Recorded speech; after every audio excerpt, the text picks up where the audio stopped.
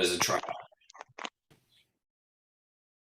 Okay, we're here with Andrea Sager from the Legalpreneur. Tell me a little bit about the Legalpreneur.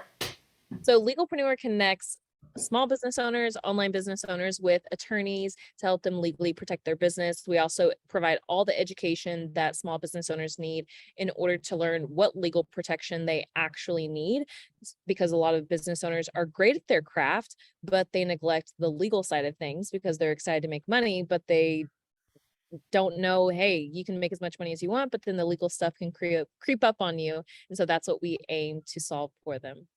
Now, what prompted you to start a company like that? What's your background? So I started in big law. I thought I had the dream job working on the 38th floor in Cincinnati, Ohio, watching a Cincinnati Reds game from my office. I'm a huge baseball fan. I'm an Astros fan, but I thought it was really cool. I understand, but we can still be friends.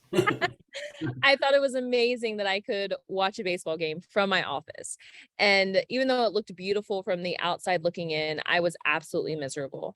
And basically, because I was a serial entrepreneur, I had another small business where I created this network of business owners, and they constantly came to me for help at the law firm that I was at, but they didn't want to work with small businesses. And they basically at the firm told me, look, we don't want small businesses. They're not quality clients. And when I was literally told that to my face by a partner, that was my defining moment. And I think a lot of us do have these defining moments in life where we realize, okay, this is not the path that I need to be on. And I'm going to go and figure out what I need to be doing. So I started my own firm after that, after leaving, the cushy six-figure job right out the gate. I was actually the breadwinner in the family. My now ex-husband was staying home with our son. And so it was scary. It was very scary, but I knew that there was a need in the market. And so I started my own firm working with these small business owners one-on-one.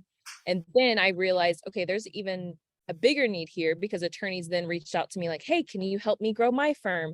And I didn't have the capacity for that, but I saw, okay, there's a need to get more clients connected to more attorneys, because I'm only one person and I can only handle so much. So instead of bringing on more attorneys, I decided to go all in with the Legalpreneur brand, because eventually we started the Legalpreneur membership, which basically gets the clients all access to their own attorney. We take care of all their legal needs through the membership. But I realized, hey, I can't do this all alone, being the only attorney. It's time to go all in. And so last year, late 2021, we decided, hey, now it's time to go all in with the Legalpreneur brand, build this out even more. And so we provide all the free legal education for business owners to learn what they need. And now we are connecting the business owners and the attorneys to help both of them be successful. Okay, so were you an entrepreneur and had your own businesses before you became a lawyer? Yes. And I think that's something that a lot of clients actually really appreciate about me, because I'm not just a lawyer telling them, hey, you need to do XYZ. I'm coming from the perspective of, hey, I've actually been in your shoes. I'm still in your shoes. And this is why you need this. It's not just, hey, I'm preaching XYZ, what I learned in law school. I'm learning what I learned from being an entrepreneur. Tell me about that. I'm just curious. What did you do before? What did you own? Yeah, so I had a clothing boutique, and I started selling on Poshmark when I left college and going to the law school, because I was poor and I needed money. And I said, oh, I'll just start my own business. Not that I wasn't busy enough, but I wanted to make money. And I started on Poshmark. Then I started my own online website.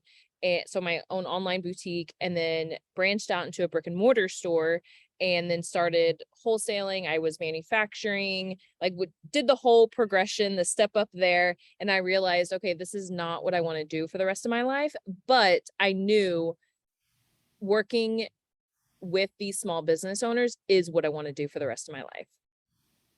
Have you ever heard of the term visionary? Have you ever heard of EOS, first of all? Yeah. Entrepreneurial Operating System?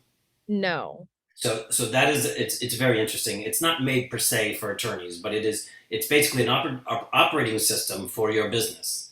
And in that, they have two major perspectives. The people on top of the business. There's the visionary, and then there's the integrator. So Yeah. the idea of visionary sounds like it might define you. Do you see yourself as a visionary? 100%. I'm the visionary, and I Mm. am very, very lucky that my best friend is actually my integrator. She Ah, is my she's my COO, my chief operations officer, and like we like to call ourselves the dynamic duo because we can legitimately accomplish anything. that's awesome. And actually, you should look into this. It's called traction. The idea, once you put that visionary together with the integrator, you can get traction. It sounds like you've I got. have the book. I Oh, haven't good. Okay, good. I have Awesome. it. I haven't read it yet. I don't work for them. I just like them. Okay, so I want to talk a little bit more about a quote you said, which I thought was pretty cool. You said one of the most famous quotes for you, or the most touching quotes, is "Good is the enemy of great." What do you mean by that? Oh my gosh, this was my defining moment last year. I think we have like several defining moments in our life. Well, my mentor, Chris Harder, he is entrepreneur, philanthropist. Like I would not be where I am today without him. And last year, I was kind of getting stuck because I grew the law firm really quickly, hit $1 million within 2 years, and that was my goal. And then last year, we kept making a million, and I was just kind of bored and stuck. I'm like, okay, like I've done it. Like I'm good. I'm content. And I was talking to him about it, and he's like, "What's next? Like, what are you doing?" And I'm like, "I'm good. Like things are going. Like nothing huge right now." And he kept preaching that to me for months. And he kept saying it, and I was like, I'm good, I'm good. And then it hit me one day. And it was at a time where everything felt very heavy. And I knew something had to change, but I didn't know really what was next. And he really just cultivated this experience for me to realize I was sitting on something, because at this time I was exclusively in the law firm, and I had the Legalpreneur membership, but I was selling it through the law firm, and we were maxed out, and I didn't want to hire more attorneys. And finally I realized, oh, we need to go the startup route in order to massively scale this. But he kept telling me good is the enemy of great. Like you are good right now, but you could be great. And when I finally made the connection of, oh, like I am good, like I kind of thought I was great for a while with the law firm, but then got into complacency, which made me good, and then realize, okay, it's time for me to go all in with the Legalpreneur brand and be great. And because I really was complacent for a while. I mean, going through my divorce, going through just all these transitions in my life, then I was just unmotivated with the law firm, and I knew, okay, something's got to change. I just don't know what. And then I realized, okay, it's the Legalpreneur brand that we have to go all in with, not the law firm. So let me ask you about Legalpreneur. I'm just going to give you a hypothetical. So my firm, for the most part, represents federal employees. Let's say I wanted to create a website that sort of taught federal employees how to do their own thing, how to do it themselves. Uh, Mhm. what's step one? What's step two? What did you do to get this thing off the ground? Yeah, so actually the reason why more of these don't exist, so essentially we're like a legal Zoom. And the reason more of these companies don't exist is there's a huge compliance piece for this. So I now have to be in compliance with all 50 states. And then now we're expanding internationally. And so it's getting in compliance with every country and every province. And like there's a compliance piece that sticks out even more now. So yes, a lot of compliance with the law firm. And so I was wanting to get out of the law firm to get away from the ethical rules, and not that I don't want to be an ethical person, but you're really handcuffed when it comes to marketing, when it comes to growing the way that I wanted to grow. And so I thought, oh, I'll just go all in with Legalpreneur. And then I realized there's so much more compliance as far as when it comes to each state. So it's just more on the back end. However, when you're creating something like that, number one, compliance is going to be a huge piece to it. And number two, just getting the business foundation set up. That's what a lot of business owners don't know how to do. And the foundations of it, plus the compliance piece, it can be really intimidating for a lot of people. So they tend to put it off on the back burner, and they're like, oh, I'll be fine. I'll be fine. And then before you know it, something comes crashing down. And then they realize, oh, I could have spent, a couple $1,000 or even a few $100 up front to get this little thing taken care of, and I would be avoiding this huge headache and huge issues now. So how do you deal with the compliance? Do you hire a law firm? Do you hire yourself? Sorry, a little joke there. Yeah, no, you're good. So it's in-house, the compliance piece. It's just very, very time consuming. So it was a lot of work up front to get set up. Now it's a matter of just staying in compliance. Some states have a yearly form that we have to submit. Some states it's just, hey, follow these rules. It's different for every single state. And really the time consuming piece up front was just figuring out what those rules are, because this is not very common. And so figuring out what the rules are, some states didn't even know. They're like, yeah, you're fine. Ah, I Texas in particular, they used to have specific rules that you had to follow, and there was a application you had to fill out, and they did away with it a few years ago. And then following up after, like, what happened after they did away with it, that took quite a while because I was getting pushed from agency to agency, and then finally they were like, there's nothing you need to do. Like, there's nobody really? else. Yeah, yeah. When I first put my website, I'm a Texas attorney. First put my website up. When I read the rules, it was basically every time you like blog, you have to show it to them. It's crazy. Anytime you change the web page, an inkling, they want to see it. Hmm. If you did that, you would grow broke and you would have no time to be a lawyer. Exactly. That's exactly what I'm talking about. So I'm lucky. I'm licensed in Ohio, live in Texas, and but I checked first before I moved here, um, to double check, like, hey, do I have to stay in compliance with the ethical rules in Texas and Ohio? And basically they told me no, it's just you're bound by Ohio. But for this stay in compliance, it's a legal service plan. That's what it is. In Ohio, there is actually an application. They have one of the more robust applications for the 50 states. But yeah, it was a headache getting in compliance with, because it's figuring out what it actually is in each state, because each state may have a different term for it, and then figuring out, okay, is there a compliance piece? Do you just need to contract with Legalpreneur and the attorney helping you out there, or like it's different every single state. Mm. So is there a monthly fee and like different tiers?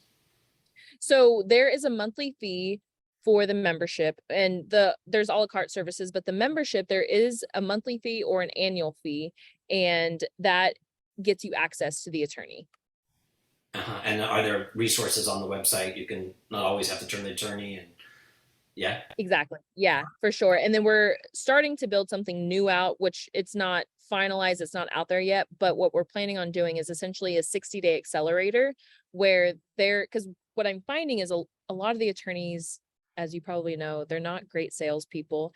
Hmm. So we're selling them on the membership, and I'm telling them, like, look, this is your opportunity to sell to them, but they're still not very successful at it. And so now I have the idea of, okay, let's sell this 60-day accelerator, which includes certain, like, a trademark filing, like custom contract drafting, filing there. So ultimately, like, getting the business set up within 60 days. And then we sell that plus the membership, and then we pay the attorneys for it. So there's not fee sharing, like, we're still staying in compliance with all the rules. But it avoids having the attorneys try to sell to the clients. Are they on staff to you or do you contract with them or They're just contractors. okay. So basically you're like a middleman in some ways to connect very smart. Okay, I love it. All right, two more questions I have on this and then we'll leave it for a final question.